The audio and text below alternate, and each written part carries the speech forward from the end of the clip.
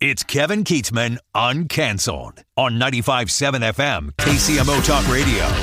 Good morning, Kansas City. Welcome to Uncanceled on KCMO Talk Radio 95.7 FM. I'm Kevin Keatsman in on a cold, wet, windy as all get out day. It's okay. We got a little sunny weather coming for the little urchins that'll be out there trick-or-treating in a couple of days. Oh, I've got all my Halloween candy ready to go. Ready for the big evening of holding the dog back. It's pretty much what our night is all about, which is better than our friends who go down into their reverse 1.5 house basement, leave a very low light on and a TV and turn everything off upstairs. And basically say, kids, don't come to the door. That's just awful. That is not in the spirit of anything good and neighborly. But this show will be today. We got a lot of great topics on this one today. Looking forward to bringing you up to speed on some of the things that I find interesting, and I hope that you do too. We'd also love to have your phone calls on the show. And we'll talk with Mark, of course, near the end of the show about all the cool things going on in the world, like the Toronto Blue Jays actually making a World Series out of it. We like that. Not necessarily. I don't know who I'm rooting for. I just know there's a lot of stars in the World Series. We'll update you on some television ratings as well. We asked the question about a week ago, would there be more viewers in America or Japan? Donald Trump famously watched the World Series 18-inning game with the Prime Minister of Japan a couple of nights ago, as Shohei Ohtani is such a huge, huge celebrity in Japan, and they've got big numbers there. We'll update you on that. Also, Canada. Maybe Canada's got the most viewers because Toronto is in the World Series. We'll start today with something Mark just posted on our KCMO Talk Radio Twitter. It's an incredible new map. If Ty Masterson gets his way in Kansas of what I'll call it gerrymandering. I got no problem calling it gerrymandering. But you know what? Sharice Davids is my representative, so anything that gets her out is good with me. She's basically lived in a bunker her entire time as the congresswoman from our district and has only recently started making really bad videos to post because of the government shutdown, because I'm sure her office is getting inundated with people that are really upset. So she started making some videos. This is it. If they redo this map, I don't even think she's going to run next year. I think she'll just back out and let somebody else give it a shot, because three of the four districts, Trump won by 14.6 points with the new gerrymander in Kansas. And the fourth district, he won by like 27 points. Like, none of these districts are going to be close. And the best part is they've lopped off the piece of Johnson County that we all just want to give to Canada. Like, all of us that live in Johnson County, all of us, we want to take the first 2 or 3 miles on the northern part of Johnson County, where all the crazy liberal white women live that have taken over everything. All right, we know who they are. They're either in a look, you know who they are. I don't need to go through what they do for a living, and some of them just stay at home all day because they're desperate housewives. They got nothing else to do. They get all bogged down in abortion topics, and that's who and what they are. And they run that part of the county, and they go door to door, and they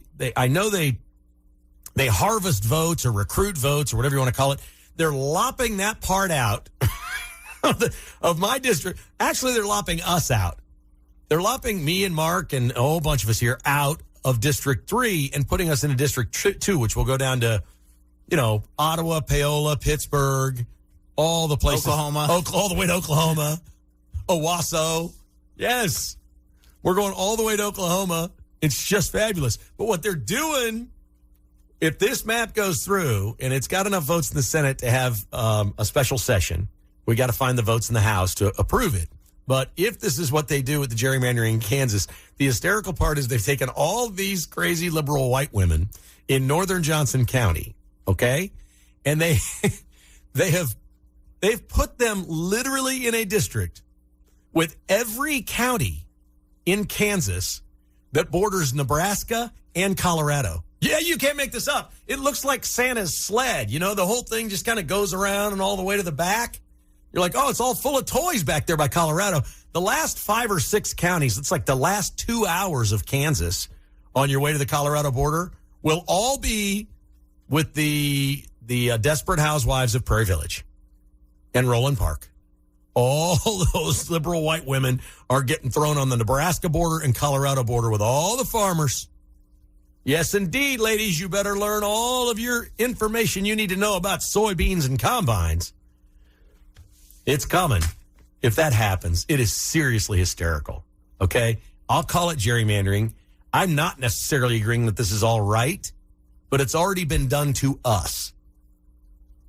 We know what the county map of America looks like. It's wildly red. So we know where most people live in this country are red. And the parts that are blue are corrupt as all get out. There are urban cores, and we know what they've been doing. We have illegal alien truckers all over our highways in this country because California gives them driver's licenses. You can't tell me they don't cheat by 1 million votes or more in California. We know what their gerrymandering looks like. We know Massachusetts has 44% Republican voters and 0 representatives in Congress. So if you think I'm going to feel guilty about Kansas and our 4 little seats, forget about it. It's not going to happen. We run the state. We should run it the way we want to run it. This is the way the rules are made. And again, what's pathetic about Republicans is, this is the negative. Yes, we're doing it in the golden age of Trump. The pathetic thing is, we don't ever do any of this on our own. We're always playing catch up with the Democrats. They're better at politics. They're better at gerrymandering. They're better at all this stuff. They're better at ballot harvesting. They're better at a month of advance voting. They're better at knocking on doors. And here's a ballot sign right here. I'll fill it out for you. They're better at all that stuff. They're better at dropping satchels of mail in Philadelphia in the middle of the night in the 2020 election. A truck loads up with 12 bags of mail. They go inside. They turn the lights off and say, we're done counting for the night. We'll be back tomorrow. Nothing to see here. Yeah, I'll bet you all went home. Of course you did in Philadelphia. Our cities have been scamming all of us for decades. They have. And I don't believe that there are that many Democrat votes out there. I believe they're illegal. I think they're duplicate. I think there's dead people. I think there's all kinds of grifts going on because these folks will do anything. And we're still playing catch up. We haven't learned how to do that. All we've decided is let's go gerrymander 1 seat out of Kansas. Okay, good. Missouri's going to take 1 away from Cleaver, it looks like. Great. Won't our city be better represented? How nice will that be? It is hysterical. I got to tell you, I looked at the map. I've never seen anything so funny in my life. They just lopped off that little liberal part of Johnson County at the top and threw it in with Wyandotte County and every county along the Nebraska border and every county along the Colorado border. Sorry, you're in with those folks. That map's up on our Facebook page now as well. Is it? Okay, Facebook page too. I love it. It's fantastic. All right, let's update you on D.C. John Thune has just done an interview and says talks have picked up to end the shutdown of the government. And this is what terrifies me about Republicans. Why would talks pick up? There's a perfectly good offer on the table. It's called a continuing resolution. It funds the government that Joe Biden and the Democrats decided on. It is their funding. It extends it. And it was only going to be for a matter of weeks, 7 or 9 weeks or something like that. Now, there are reports that the Republicans may be willing to negotiate and say, we'll extend Biden's budget and everything that's happened and all the things this is funding, Obamacare and all of the subsidies, through January and perhaps March, if you come to the table and reopen it for all the people that need food stamps. So let's talk about food stamps. They're absolutely stealing from our government and the rest of us if they're telling us 42 million people need these things.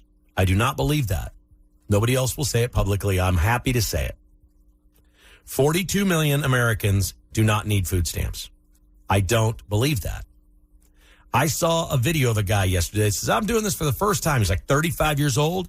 I'm looking at him. He's got a nice shirt on. He's well-groomed. He's obviously a smart guy.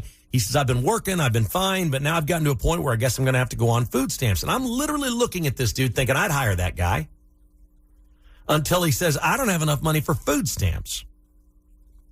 And I look at his haircut, and it's one of those $500 things that takes about 6 hours to get completely braided out, like one of those afro braids that stays in place for weeks. You cannot do that at home. You go somewhere and have it done, and it's very expensive not only to do, but to maintain. It uses all kinds of product, and it looked gorgeous. I am not going to lie. This dude's hair, he had it, and he was flaunting it, and he was showing it off, but dang it, I need food stamps. This stuff's everywhere, folks. It's a scam. The number of people on food stamps has doubled in the last 5 years. Why do you think that happened? Well, illegal aliens, yes. Biden's illegal aliens, for sure. They're being booted out. Let's vet them. Let's clean this program up. This is an excellent time for Republicans to step up and say, okay, we're going to make sure these things keep going out. But over the next couple of years, this gravy train is ending. Y'all need to go to work. We're sending illegal aliens home. There's going to be jobs available. Go get you one. How about this? Go to work at the grocery store. They'll pay you like $20 an hour. Many of them will give you benefits. You go to work at Walmart. You can work 30 hours a week at Walmart, make $20 an hour, get full benefits, and guess what they do? Back in the back. They give food away to anybody that wants it because they're going to throw it out. Oh, those apples have been there for 7 days. I eat apples in my refrigerator, been in there for 3 or 4 weeks. These places have to throw food out or they get shut down.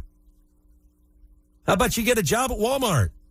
How much food do you think Walmart throws out every day that hit the expired date? Chicken, beef. There's nothing wrong with it. You know, it doesn't even say expired. It says Best Buy. Best Buy, October 31st. Great. It's midnight. You work the overnight shift. Your job is to go clean that chicken out of there, put it in the freezer until your shift is over, and take it home. They will let you. Oh, no, I'm really done with this, folks. We waste too much food in this country. We have too many food pantries that do a great job and feed people for me to sit here and buy into 42 million Americans that need food stamps. I ain't buying it. 913-408-7957. That's 913-408-7957. If you'd like to join in, I'd love to hear from you. Didn't get any calls in yesterday, but we're going to get them today. If you call me now, we'll get you right on. This is Uncanceled on KCMO Talk Radio. You know, and another thing, why is the Department of Agriculture in charge of food stamps? That sounds like a government scam. Oh, let's get the Department of Agriculture involved in this because there's got to be money out there that's going for agriculture or companies or lobbyists or whatever. I don't understand that at all. This seems like it should be something that would come from the Treasury at the discretion of the people that run the government, not necessarily a department, or maybe Human Services, maybe. Department of Agriculture? That's a weird thing. All right, let's go to the phones. We got Michelle up first today in Overland Park. Good morning, Michelle. How are you? Good morning. I'm doing well.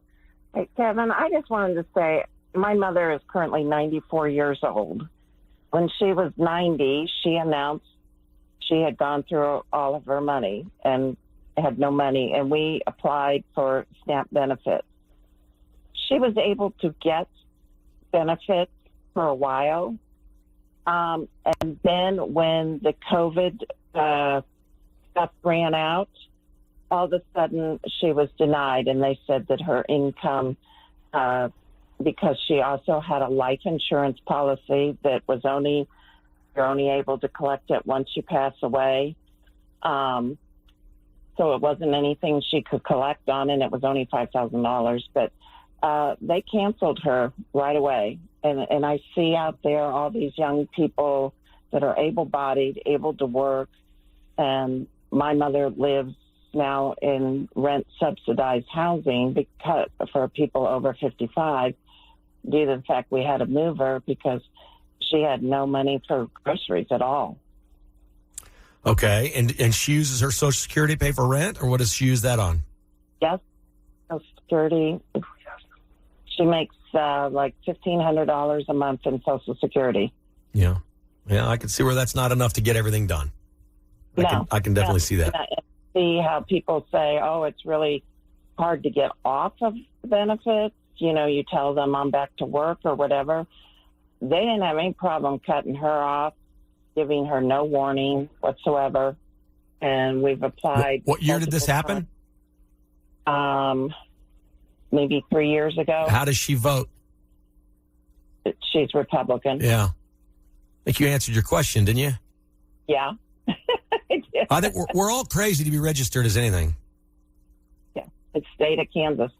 Yeah. Hey, thanks for the call. I wish your mom the very best. She sounds like she's very close to the same age as my mom. So I'm serious about that. We know Republicans get targeted. We know that. I was ready to ask that question because I was curious. They want to put illegal aliens on this free stuff and take it away from you who've been living here and working here for 94 years. I mean, I want to be outraged, but I've heard too many stories like that. Here's Lee in Kansas City. Good morning, Lee. What's up? Hey, Kevin. Thanks for taking my call. This is kind of a slippery slope, but you've got people like the previous caller who really genuinely needs assistance. A little history. The church that I went to had a association with a food pantry, and I wanted to give back a little bit, do a little community service. And I took kids there and thought that would be a good opportunity for them to kind of see what the world is like out there. Mm-hmm. And I'll be honest with you, after about 2 or 3 times of participating in that, I got so disgruntled because the cars I was loading these groceries into were better than the ones I was driving. And I didn't understand how they could be going and getting food when their cars were better than mine. And so I'm still struggling to find a way to give back because that was, I thought, a good opportunity, but it's just sad. People are taking advantage of the system. I think there's food pantries all over the city, but I think they're going from one to the next. I think you're right. And not just food pantries, but churches, places of worship do a lot of this. And these are great people. What they do for a living, and they don't make a lot of money doing it. I can tell you that. It's an absolute calling for them is to help other people, but other people scam the system. John and I were just talking during the break about how much stuff gets stolen. We were talking about like Walmart. I made the comment, hey, go work at Walmart. They throw food out all the time. If you work there, you can take it home. You'll be fine. But do you know how much gets stolen from there and thrown out? And now you and I pay for that because the prices go up because so many people are stealing stuff. Let me just say this. And I'm not saying my family's any better than anybody else, but if my mom runs out of money and can't afford groceries, her children will make sure she has groceries. We're not getting food stamps. Correct. Okay, we'll do whatever we have to do as a family. Yeah, and families are more than one person. And I think that's gone from our society. I think that sort of thinking is no longer taught by younger parents to their children. Oh, I totally agree. I asked my dad about why things are different now than they were back in in the financial crisis back in the even back in the 30s. He said people were willing to work back then. Right. People aren't willing to work now. They want to hand up. And somebody said that the system it shouldn't be a hammock. It should be a swing. That's exactly right. That's a great call. And listen, the promise of America is our promise as a country to give you an opportunity. That's it. There is no outcome promised. You know how many people during the industrial era came here and worked on steel beams and fell off and died? Trying to work for their family? No, we've gotten out of control spoiled. Uncanceled continues on KCMO Talk Radio. Well, our guy Donald Trump's having a pretty big week. He is racking up all kinds of presents. I know that. He's got 6 new trade deals, including $500 billion commitment from Japan, $10 billion from Toyota to build more plants in America. And what's really cool is the new prime minister of Japan. She is from the Shinzo Abe tree, who was Trump's friend, the former prime minister who was assassinated in Japan. When Trump was president, they became very close. And she, the new prime minister, yesterday showed him Shinzo's golf clubs and a bunch of memorabilia that they have in a museum, and then gave him Shinzo's putter. And I can't imagine you could give Donald Trump anything more meaningful than that. The Japanese prime minister and the folks that hosted Trump knew exactly what to do. So they raised it a level for South Korea. But before Trump left Japan, they let him know that they're sending 250 cherry trees to Washington, D.C. to plant for the 250th anniversary of America. and their specialized fireworks that they say are the best in the world for him to shoot off on the 4th of July next year in D.C. and watch from the White House. Pretty cool stuff indeed. So what do they do when he gets to South Korea? Well, he gets off Air Force One, and the band, they have a band, like a marching band, starts playing YMCA for him when he gets off the plane. And then he received from the leader of South Carolina their special gold crown, which they've never given to an American president before. And it's gorgeous. Everybody knows Trump loves gold. I think it's pretty cool. It has reinforced for me as an American that we're pretty badass, and the rest of the world knows it. And sometimes we forget it here. In our own squabbling with our own this problem or that problem or whatever we're arguing over or disputing or however we get caught up in our own lives, we often forget how good we have it. But the rest of the world seems to know. And it's very important to them. And South Korea and Japan really, really, really love selling their automobiles and their technology in our country. Televisions, electronics, computers, accessories, automobiles, and they love America for it. Because even though we don't think this very often, compared to the rest of the world, we're really rich. Like our lower middle class is really rich compared to the rest of the world. And we forget that all the time. Trump's having quite a trip. He's going to meet with Xi of China. If a deal gets done, I don't think that wraps up every last trade deal and tariff, but it will be remarkably close to that in just 9 months. And we all wanted this to happen like in a day. Well, that was never going to happen. All right, back to the phones we go. We've got Steven in Kansas City. Hi, Steven. How are you, buddy? Hey, Kevin, compare that reception to the one that Biden got when he went over there. That they received him in the rain and in the back alley, you know. So it kind of tells me how they regard him. My question was after this weekend, I kind of wanted to get someone who's not close to opinion on this, not too close to the situation. Is Lance Leipold worth $7 million a year? I mean, I've donated a lot of money over the years. You know, I mean, his record is technically better than Mark Mangino. We might go to a bowl for the first time in history for 3 straight years. I know it just seems like we weren't prepared, that Jalen Daniels was not prepared to throw in the rain, sort of like the Todd Reesing game at Arrowhead against Mizzou when they were number 2 and number 3 in the nation. There seemed to be the K-State defense did a great job against him with preparation.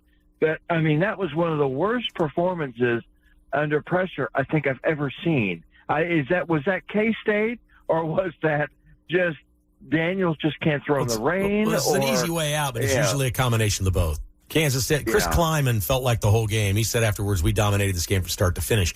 KU made it sort of close at halftime, and I thought Kleiman screwed up the clock at the end of the first half. I didn't think that. He did screw up the clock, but that's not really his thing.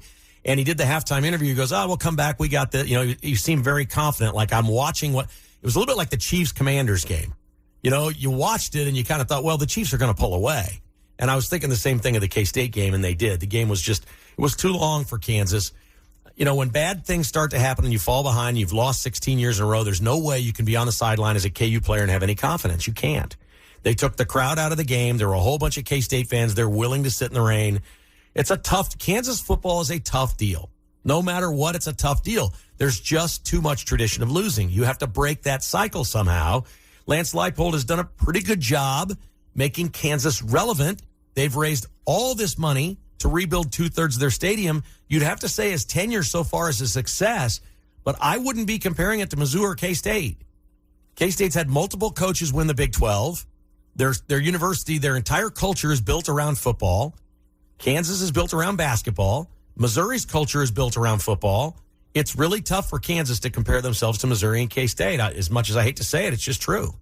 Well, I think it's sort of what you said is correct in that, Lou Perkins sort of oversaw the emphasis on basketball, and I think it's very hard to recover from that. Lou Perkins eliminated football at Wichita State and kind of birthed the K-State football program and Bill Snyder. No question. You can directly do that, trace the rise from there, but it just seems like they've got they've got a new stadium, they've got everything you want. But if you're asking, did he get out-coached Saturday? Thank you, Stephen. He absolutely got out-coached. The salaries are ridiculous no matter what. None of these coaches are worth that, but they are because the market dictates that they get paid that. There's something really cool happening in the NFL. I did this on my podcast today. I'm not going to spend much time with it because we're going to get back to the news. The new owner of the Indianapolis Colts is the daughter of Jim Irsay. He died. And her name is Carly. And she took it over and said, if I'm going to run this thing, I'm going to learn football like I've never learned it before. And she stands on the sideline and she wears the headset and she hears everything every coach says. And she said, I'd recommend this for any owner because I had to find out who's full of BS on my staff and who's not. And if I'm going to sit here and pay tens of millions of dollars to coaches, general managers, and talent staff, I'm going to find out who's full of BS and who's not full of BS. She said, when plays go bad on the field, as I'm listening to what's going on, do you know how many times it is not the player's fault? That the communication or the play call that came in was wrong? They had one signal in the play call that was off by one cadence, and a runner runs a route, a receiver runs a route, a quarterback thinks he's doing the other, and something bad happens. She said it happens all the time, and I'm going to find out who's full of BS around here and who's not. Now, this sounded crazy, and people compared her to Bill Belichick's girlfriend, except she owns the team, and all of a sudden they're 7-1. And there is no coaching staff more accountable this year anywhere in the NFL than that staff because of what she's doing. They watch every word they say, every call they make, and everything they do because she's watching at all times. How do these ADs and owners of these teams not do this on a daily basis? Hold everyone completely accountable. It's sort of astounding to me, and I think there's been very little of that with Lance Leipold. I think Lance Leipold got a little full of himself a couple years in and thought, okay, I got this.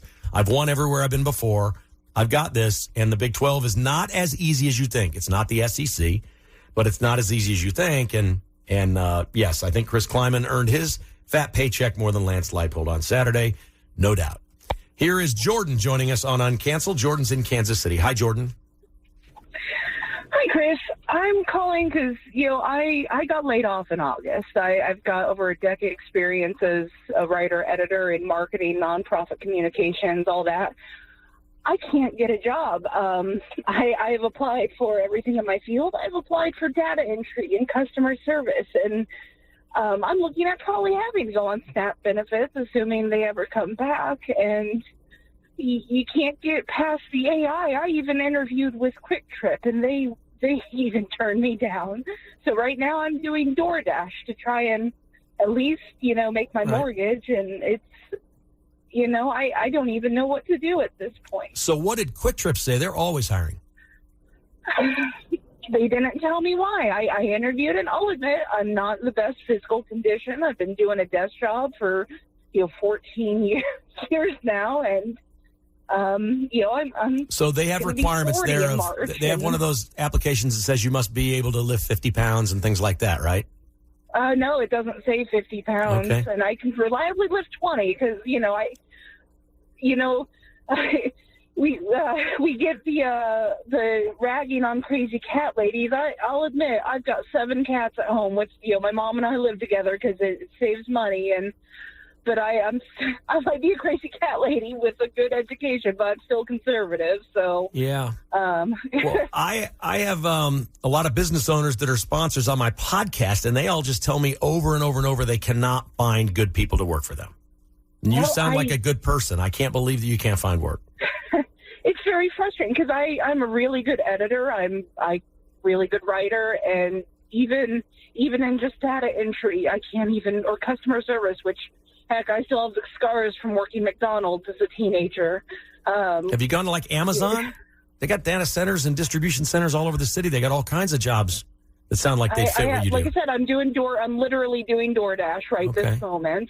So, it's and I think some of it is they run all of the applications through AI now, and you can't get to a real person. Okay. So, I mean, hey, if you know of anyone who's hiring, let me know. I'll gladly send them my resume. Well, we might have somebody call in right now, so I'm going to put you on hold for a second. You leave your phone number with Mark, okay? I will. All right, hang on. I'm going to put her on hold because I mean, who knows? Maybe somebody listening's like, hey, we could use somebody like that.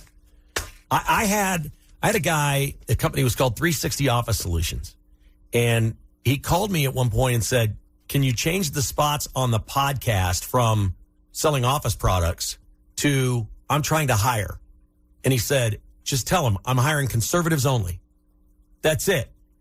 That's it. I'm hiring conservatives only. I don't want anybody in here that's going to miss work all the time, this and that, whatever. He said, it's my business. I own it. I get to hire who I want, and it's going to be a litmus test. I'm going to ask, what do you think about this? What do you think about that in the interview? I mean, it was great. Somebody out there maybe wants to hire somebody conservative. All right, let's go to line one, and this is Joe in Overland Park. Hey, Joe, what's up? Hey, Kevin. How's it going? Good, thanks. Good. Hey, I got to talk to the lady that just called. She's having trouble finding a job. I was in a situation like that a couple of years ago. My wife had cancer, and I caught on with T-Mobile, and they're doing telesales, and it doesn't pay a whole lot, but they've got wonderful benefits, and might be something you might want to look into. T-Mobile, it's like I said, they don't pay great, but it's a job, and the benefits are excellent. All right, and you go to like their office, right? It's like a data center or something? Call center? Yeah, that's where I work. Yeah. But I would go to their website and look on their website. Man, I think she would love something like that. Let's see if we can get that passed along to her. Hard work.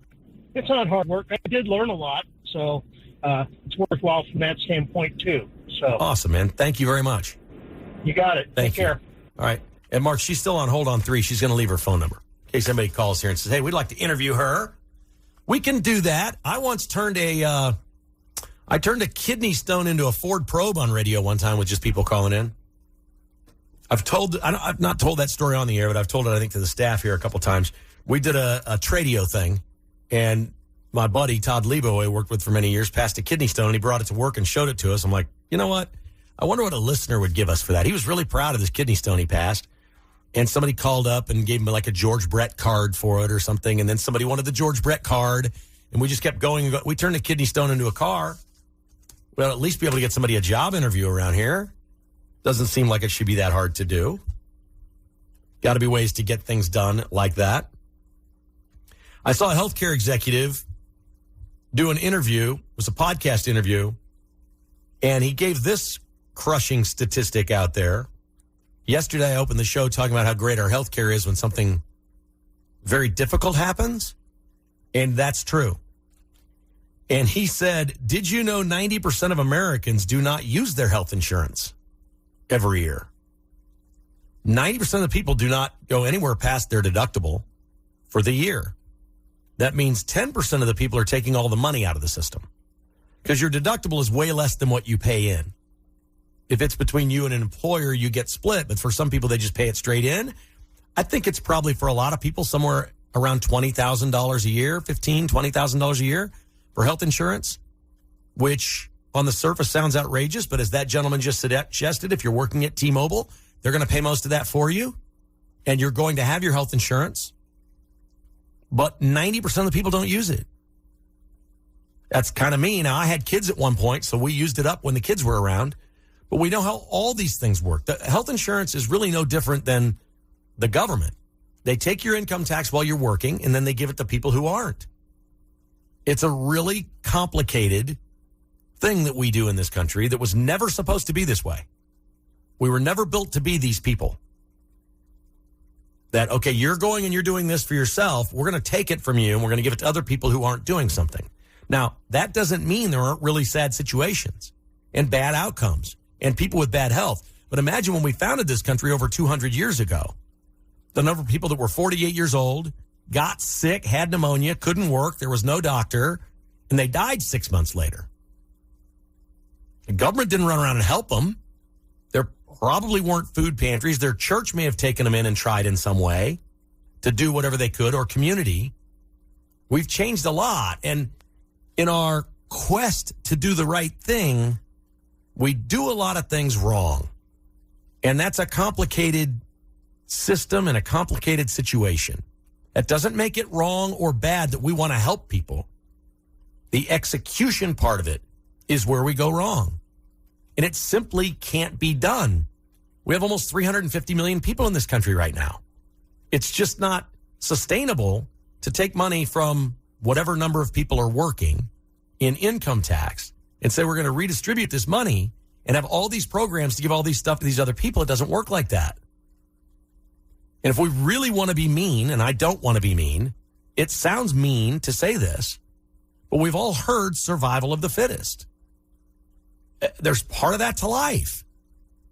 We have situations and circumstances, and it sucks. But I don't sit here and complain that I don't have Patrick Mahomes' arm. That'd be great. I would have loved to have his arm and his vision and his ability to do the little tutu dance that got him out of trouble in the game Monday night. He lobbed that ball. Was that Kelsey who threw that one too, where he did the, you know the little tap dance I'm talking about? He's rolling left. He's really good at it. Oh, rolling left of all things. And you throw that one to Kelsey? It was Kelsey or Gray, maybe. Even. Yeah, it was a tight end. It's not unfair to me that I can't do that. You know, we talked last week about these people that went on social media and said they've been working 25 and 30 years. I'm in year 41 as a professional. My first job was when I was 12. Uncanceled continues. This is KCMO. I love message in a bottle stories. This one's from August 15th, 1916 in Australia. 2 young men on a ship headed to a fight in World War I. It was just found a couple of weeks ago on the coast in Australia. Oh, that's fun. One of the men, Malcolm Neville, died a year later in the war. The other got wounded twice but survived. What a message in the bottle story that one is.